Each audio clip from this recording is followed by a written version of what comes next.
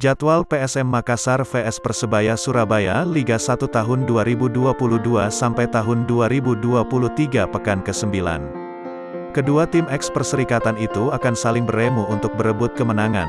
Duel PSM vs Persebaya bakal dilangsungkan di Stadion B.J. Habibie Parepare Sulawesi Selatan, Sulsel, pada Sabtu, 10/9, mendatang. Kick-off kan dimulai pada pukul 20 waktu Indonesia Barat. Tahukah kamu? Ada beberapa fakta dari kedua tim tersebut. Apa? Ayo tonton video ini sampai selesai. Dan jangan lupa subscribe dan aktifkan notifikasinya kawan karena itu gratis. 1. Duel dari era Perserikatan. PSM Makassar dan Persebaya Surabaya miliki sejarah panjang dari era Perserikatan hingga tiba di era Liga 1. Tak terhitung duel panas tersaji antara Persebaya Surabaya dan PSM Makassar, yang dihiasi sejumlah bintang besar.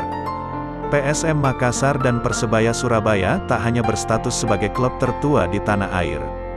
Kiprah mereka kental mewarnai sejarah panjang kompetisi di tanah air, khususnya dalam perburuan trofi juara.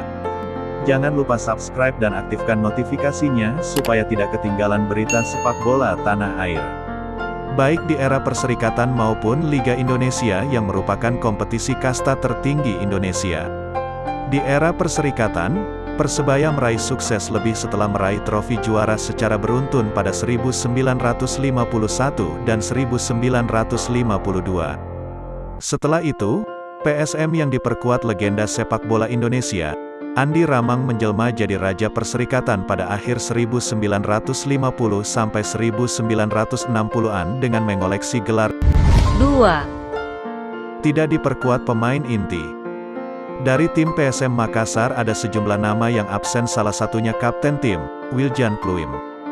Pluim absen karena akumulasi kartu saat menghadapi Persik Kediri di pertandingan sebelumnya. Kala itu Pluim mendapatkan kartu merah dari pengadil lapangan.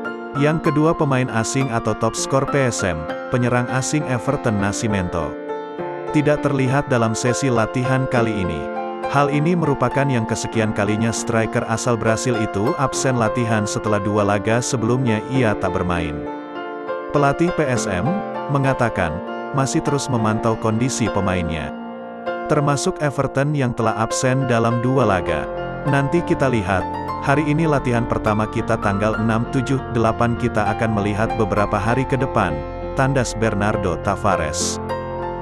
Jangan lupa subscribe dan aktifkan notifikasinya supaya tidak ketinggalan berita sepak bola tanah air.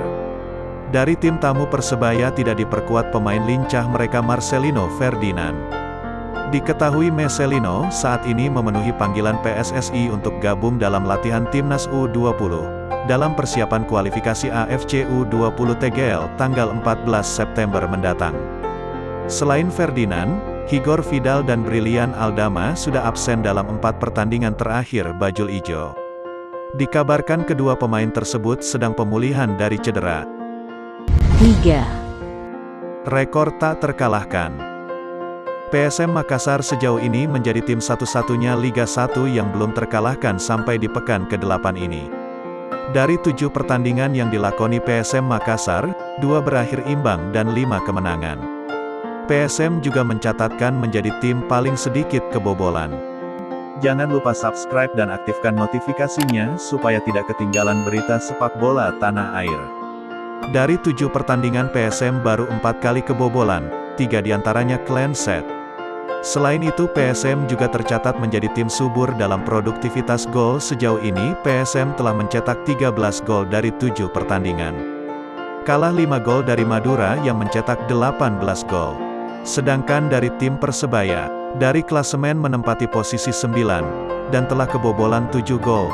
Dari produktivitas Persebaya Surabaya di Liga 1 musim ini kurang begitu baik, hanya mampu menorehkan 7 gol dari 8 laga yang dijalani. 4. Pelatih berlisensi UEFA Pro. Bernardo Tavares merupakan pelatih baru PSM Makassar yang lahir di Proença Anova, Portugal pada tanggal 2 Mei tahun 1980 silam. Karirnya di dunia sepak bola dimulai sebagai pemain.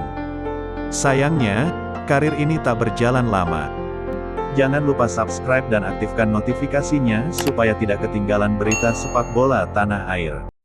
Pasalnya, di usia muda Bernardo Tavares sudah menjadi asisten pelatih tim muda raksasa Portugal, Benfica, pada tahun 2001 atau saat usianya baru 21 tahun. Diketahui, pria yang baru berusia 41 tahun ini memiliki lisensi UEFA Pro dan lisensi dari Federasi Sepak Bola Portugal atau FPF. Selain itu, Bernardo Tavares juga memegang lisensi dalam hal scouting, analis pertandingan, dan juga lisensi profesional dalam melatih penjaga gawang.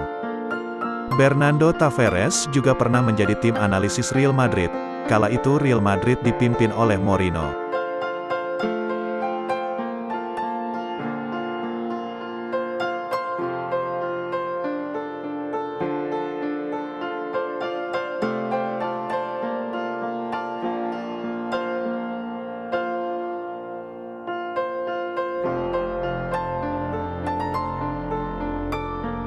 Jangan lupa subscribe dan aktifkan notifikasinya supaya tidak ketinggalan berita sepak bola tanah air.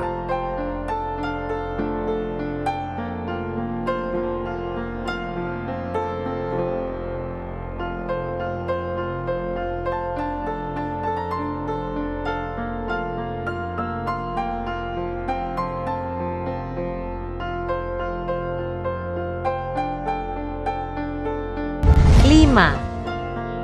Pemain seadanya. Pelatih PSM Makassar Bernardo Tavares menyanjung kualitas pemain muda timnya menjelang laga menghadapi Persebaya di Stadion B.J. Habibie Parepare, Sabtu pekan ini. Di awal musim tim PSM Makassar tidak begitu difavoritkan di BRI Liga 1, karena perekrutan PSM hanya mengandalkan pemain seadanya dan pemain yang berkiprah di Liga 2 dan Liga 3. Selain itu banyak pemain akademi yang dipanggil bergabung dalam skuad PSM. Namun siapa sangka di tangan dingin pelatih Bernardo Tavares membungkam prediksi tersebut. Pelatih membuktikan kualitas timnya, hingga sampai pekan ke-9 ini menjadi tim yang tidak pernah meraih kekalahan dan berada di posisi 4, kurang 1 laga tunda. 6. Mengandalkan pemain muda. PSM Makassar dan Persebaya saat ini menjadi tim rata-rata di bawah umur 26 tahun. Dan kedua tim ini selalu mempercayakan pemain muda untuk berlaga. Terbaru PSM memanggil pemain akademi yang berusia 16 tahun menjelang melawan Persebaya. Mufli Hidayat dipanggil untuk menggantikan peran Everton yang saat ini masih cedera. Pemain tersebut berasal dari Kabupaten Bon dan tergabung di tim PSM U18. Terima kasih sudah menonton video ini sampai selesai. Jangan lupa subscribe dan aktifkan notifikasinya supaya tidak ketinggalan berita sepak bola tanah air.